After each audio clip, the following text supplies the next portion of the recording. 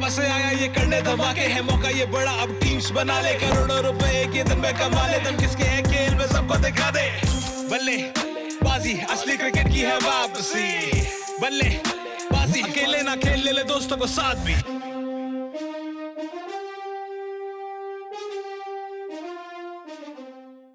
IPL में आज double header मुकाबले। पहले मुकाबले में Kolkata night Riders versus Delhi Capitals की टीम होगी। दोनों टीम्स के बीच में अब तक क्या स्कोर रहा है, दोनों टीम्स की क्या प्रदर्शन रहा है अभी तक का, इस बारे में हम देखेंगे। पॉइंट्स टेबल में दोनों टीम्स की क्या पोजीशन है, पिछले मुकाबले में दोनों टीम्स के बल्लेबाजों ने, गेंदबाजों ने किस तरह का प्रदर्शन किया, उनकी करंट फॉर्म क्या है, उसके बारे में भी हम बात करेंगे। तो सबसे पहले आपको बता देता हूँ मैं पॉइंट्स टेबल का जो अभी सिनेरियो है। दिल्ली कैपिटल्स की टीम दूसरे नंबर पर है, मुंबई इंडियंस के ठीक नीचे है, और दिल्ली कैपिटल्स के पास आज एक अपॉर्चुनिटी है कि वो आज ही प्लेऑफ के लिए अपनी जगह पक्की कर लें, यानी कि उनके अभी खाते में 14 अंक हैं, और अगर वो ये वाले मैच को जीत जाएंगे तो फिर उनके खाते में अंक हो जाएंगे 16, और इसी के साथ में पॉइंट्स टेबल में उनकी जगह पक्की हो जाएगी एक तरीके से। वहीं कोलकाता नाइट राइडर्स हैं जो अभी तक अच्छी अपनी लय ढूंढने में नाकाम रही है। कप्तानी दिनेश कार्तिक ने छोड़ी, उसके बाद ऑन मॉर्गन को कप्तानी मिली, हालांकि कप्तानी बदली है लेकिन टीम का जो एक चला आ रहा था हार का सिलसिला वो अभी नहीं बदला है। जीत टीम को अच्छे से नसीब नहीं हो पाई है, और आप जो कहते हैं ना कन्विंसिंग विन, वो टीम को नहीं मिली है। सुपर ओवर में जा कर के जीत गए, या फिर पंजाब के खिलाफ वो एक मैक्सवेल का एक जो 6 था, जो कि 6 हो जाता तो पंजाब जीत जाती, वो नहीं हो पाया तो केकेआर जीत गए। तो कन्विंसिंग विन अभी तक टीम को नहीं मिली है। तो इस तरीके से अभी जो केकेआर के ओवरऑल पॉइंट्स हैं वो 10 पॉइंट्स हैं केकेआर के पास में।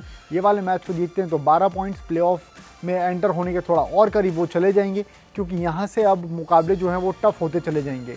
जो टॉप 3 टीम्स हैं, मुंबई, दिल्ली कैपिटल्स और आरसीबी, इनका तो ऑलमोस्ट जाना, इनकी जो करंट फॉर्म है प्लेऑफ में पहुँचना इनका ऑलमोस्ट डन है।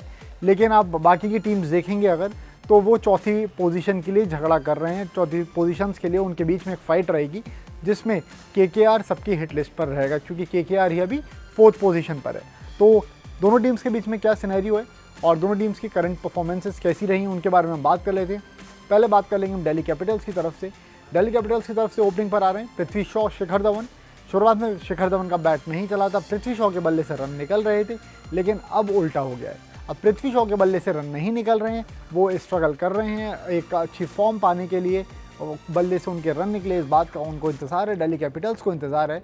लेकिन दूसरी तरफ से अगर आप देखेंगे तो शिखर धवन टीम के लिए एक एसेट के तौर पे उभर करके आए हैं।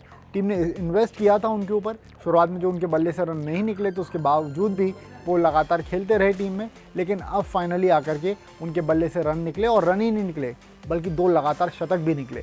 तो शिखर धवन शानदार फॉर्म में है, दिल्ली कैपिटल्स के लिए एक बहुत अच्छी बात है।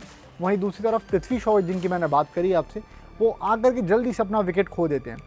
उनकी जो एक बेसिक आदत है, और इस बात को सुनील गावस्कर ने भी कहा था कि वो आकर के हवाई फायर करना चाहते हैं, वो हवा में लंबे लंबे शॉट्स खेलना चाहते हैं।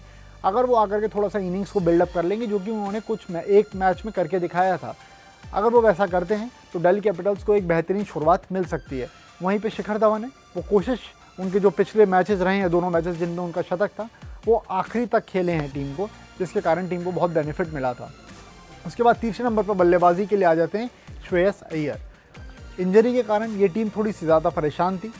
टीम्स के अमित मिश्रा बाहर हो गए टीम से, उसके पहले ईशांत शर्मा बाहर हो गए थे, ऋषभ पंत नहीं खेले, इसके कारण हेटमायर भी थोड़े मैचेस 2 मैचेस नहीं खेल पाए। लेकिन अब टीम फुल फ्लैश है, एकदम प्रॉपर तरीके से टीम दिखाई दे रही है, कॉम्बिनेशन एकदम बेहतर दिख रहा है। तो नंबर 3 पर श्रेयस अय्यर आएंगे। श्रेयस अय्यर के बल्ले से पिछले कुछ अगर आप मैच उठा के देखेंगे तो उनके बैट से रन नहीं निकले। स्टार्ट उनको मिलता है, लेकिन वो स्टार्ट को बड़े स्कोर में कन्वर्ट नहीं कर पा रहे हैं, जो कि धवन ने करके दिखाया है। तो शिखर धवन के बाद श्रेयस अय्यर नंबर 3 पर, उनके बाद आ जाते हैं फिर ऋषभ पंत।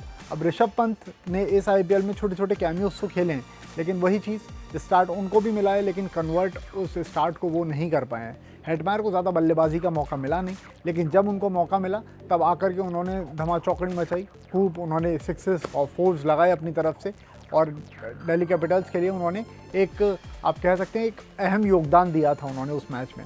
उसके बाद मार्कस स्टोइनिस का ये आईपीएल जो रहा है, ये काफ़ी उनके लिए एक यादगार सीज़न के तौर पे वो देखेंगे, जब पीछे मुड़ के वो देखेंगे, क्योंकि चाहे वो गेंदबाजी से हो, चाहे वो बल्लेबाजी से हो, आईपीएल से पहले जब साल की शुरुआत में जब बिग बैश लीग हुआ था तो उसमें भी उनके बल्ले से काफ़ी रन निकले थे, लेकिन वो गेंदबाजी तब नहीं कर रहे थे। लेकिन यहाँ पर आकर के गेंदबाजी ही कर रहे हैं, वो गेंदबाजी ही ना करके बल्कि डेथ में भी गेंदबाजी कर रहे हैं। तो दिल्ली कैपिटल के लिए एक बड़े एसेट के तौर पे मार्कस स्टोइनिस उभर करके आए हैं।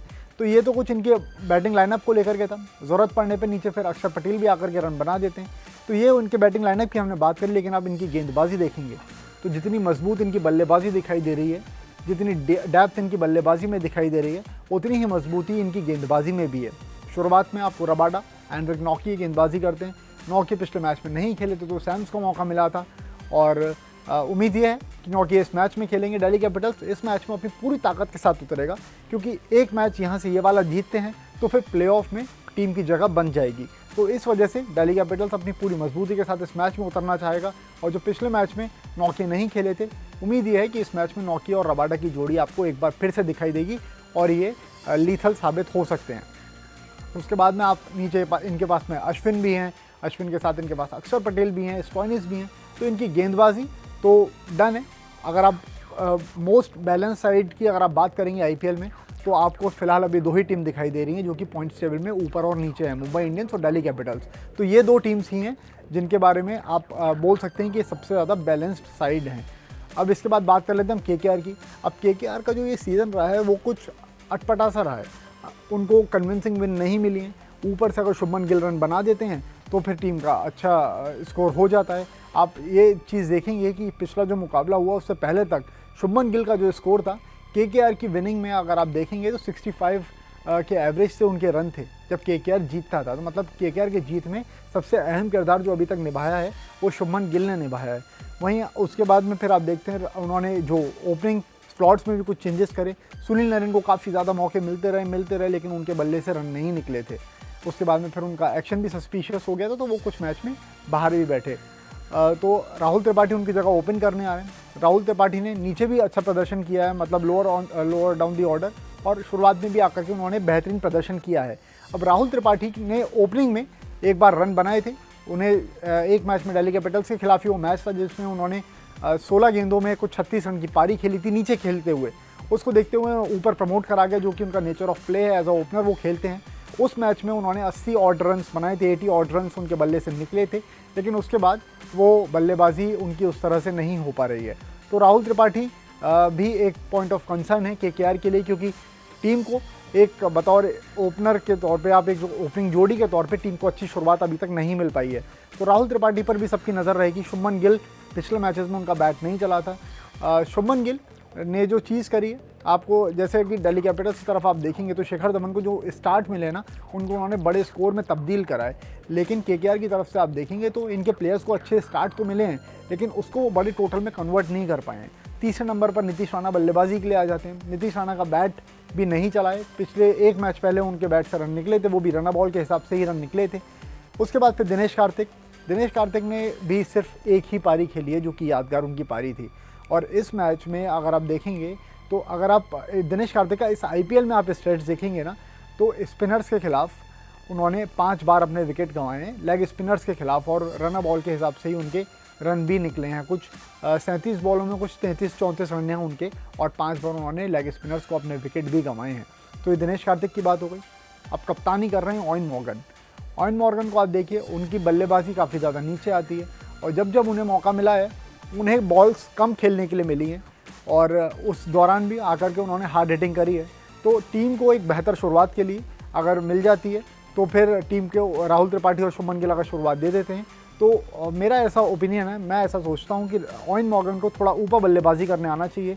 नंबर 4 पर उन्हें जो उनका सबसे बाद में जो उनका ऑर्डर हो सकता है वो नंबर 4 से अगर वो नीचे आते हैं तो फिर वो अंडर यूटिलाइजेशन होगा उनका। अब तो कप्तान वो खुद भी हैं, तो उम्मीद यही है कि वो ऊपर बल्लेबाजी करने के लिए आएंगे नंबर 4 पर। उसके बाद फिर आपको उनसे नीचे दिनेश कार्तिक देखे जा सकते हैं।